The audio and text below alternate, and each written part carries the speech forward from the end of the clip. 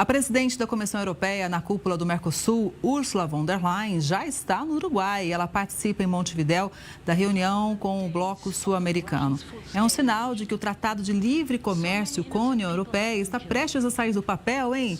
E o que representa esse momento tão aguardado? Para entender melhor, a gente faz conexão com o professor de Economia da FGV, o Daniel Vargas. Professor, boa tarde, seja sempre muito bem-vindo aqui ao Conexão. É claro que o Brasil, todo o Mercosul, espera realmente um avanço. São anos aí de diálogos, né? Muitas vezes a gente chegou a dizer, olha, acho que esse acordo é um sonho, pode não sair, mas agora parece que a gente vive um outro momento. É isso mesmo? Boa tarde mais uma vez.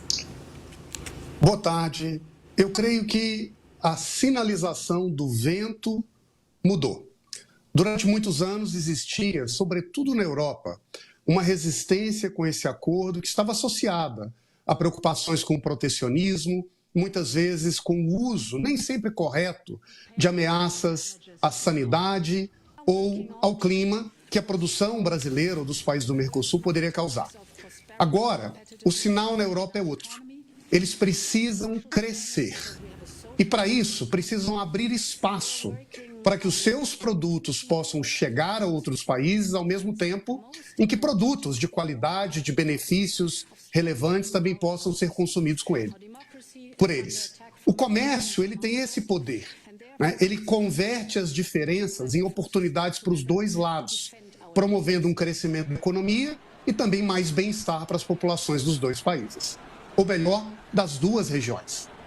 Pois é, mas lá na Europa, né, todos os governos enfrentam uma pressão dos produtores rurais, por exemplo, né, ao mesmo tempo que os países também estão com uma inflação elevada, desafios econômicos muito intensos, principalmente depois da guerra entre Rússia e Ucrânia começar.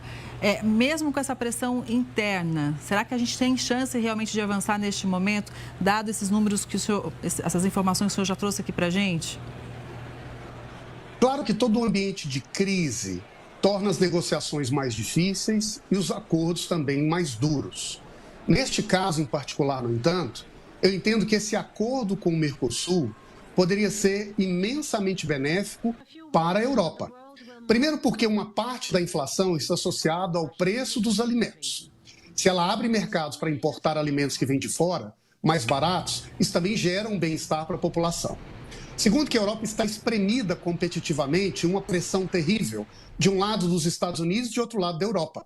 As suas indústrias não encontram um espaço fácil para prosperar. Com a abertura do comércio no Mercosul, essas empresas podem ter a chance de vir aqui e a própria União Europeia estima que o benefício que a economia europeia terá de crescimento do PIB gira na ordem de 15 bilhões de euros. E, portanto, tudo isso significa que para a Europa, assim como com o Brasil ou para o Mercosul, os benefícios são muito valiosos. Agora, professor, o brasileiro que está acompanhando a gente aqui pode estar se perguntando, tá, mas o que eu ganho com isso, né? Então, eu acho importante a gente trazer esse outro lado daqui, né? Esse lado do balcão, que é em relação ao trabalho. Uma vez que a gente aumenta a nossa exportação, principalmente o setor agro ali acompanha muito atento esse possível acordo, obviamente que a gente vai ter mais renda, né, também aqui internamente. Sem dúvida. Se abrem as portas comerciais, retirando barreiras, muitas vezes artificiais, que são impostas para fechar mercado, o efeito imediato é que se vende mais. Se vende mais, também se abrem oportunidades para novos investimentos, que podem, por sua vez, gerar novos empregos, estimulando novas indústrias a entrarem nesse setor, gerando mais competição e, em última análise, mais PIB, que vai ser revertido, que vai ser expandido com impactos positivos para toda uma sociedade. Quando a economia cresce, a população como um todo tende a se beneficiar, mas, sobretudo, esse é o aspecto mais curioso, as pessoas que estão na base da pirâmide e que muitas vezes não têm acesso a oportunidades que agora podem ter um pouco mais com essa expansão das oportunidades econômicas e comerciais que esse acordo traz para nós. Exato. E olha, É muito interessante a gente observar o seguinte, né? Que quando uma exigência é feita pelo mercado internacional e o setor produtivo brasileiro é muito ágil e atende aos padrões, tanto é que somos já grandes exportadores, líderes de exportação de vários produtos, né? Isso no mundo realmente, com grande destaque. O consumidor final brasileiro também ganha, porque não tem sentido você fazer um processo produtivo só para o mercado interno e outro para o mercado internacional. Isso não é viável economicamente. Então, assim, a gente que acompanha o agro, por exemplo, vê muito isso. Ou seja, até a qualidade dos produtos, ela aumenta porque todo é feito de uma única forma, ou seja, de atender da melhor forma possível, tanto o mercado interno quanto o internacional. Um comércio aberto e bem organizado, como você mesmo indica, ele é uma grande escola que estimula os dois lados a aprenderem uns com os outros, a qualificarem os seus produtos para atenderem a consumidores diferentes. No caso brasileiro, teremos a oportunidade, de certo modo, desafio de buscar cada vez mais qualificar a nossa produção para atender a exigência europeia, do mesmo modo que preconceitos, muitas vezes cristalizados há anos, podem ser rompidos com o acesso direto a produtos brasileiros, em que eles vão finalmente perceber como o alimento que a gente produz não apenas é de alta qualidade e bom preço, mas saudável e sem nenhum impacto ambiental significativo. De outro lado, nós também vamos nos beneficiar.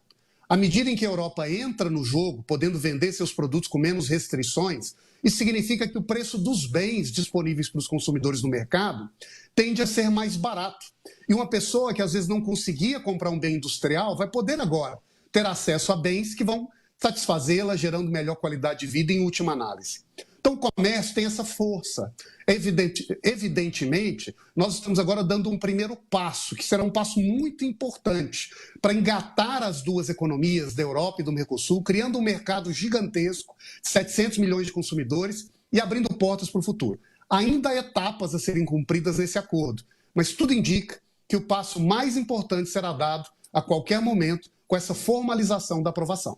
E será que isso pode acontecer também agora neste momento por um fator que acontece lá nos Estados Unidos, ou seja, a volta de Donald Trump no poder? Olha, a Europa, ela tem sempre várias preocupações orientando as suas decisões. Ela se preocupa com a agenda ambiental e climática como nenhuma outra parte do mundo. Ela se preocupa com as questões sociais, como as questões trabalhistas, mas ela se preocupa, sobretudo, com a situação econômica do seu bloco. E a chegada do Donald Trump tem um efeito imediato, que vai restringir mercados globais.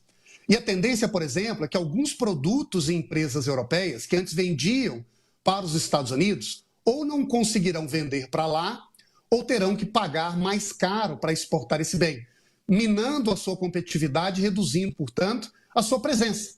Então, abrir um espaço alternativo de comércio com um mercado pulsante, como é a realidade do Mercosul, é uma grande oportunidade para atenuar parte dos efeitos que a chegada do nacionalismo e do protecionismo econômico nos Estados Unidos pode ter para o mundo e para a Europa em particular. Muito obrigada, professor, pela análise. Sempre muito bom te ouvir. Uma boa tarde, até a próxima. Eu que agradeço, sempre um prazer e até breve. Até.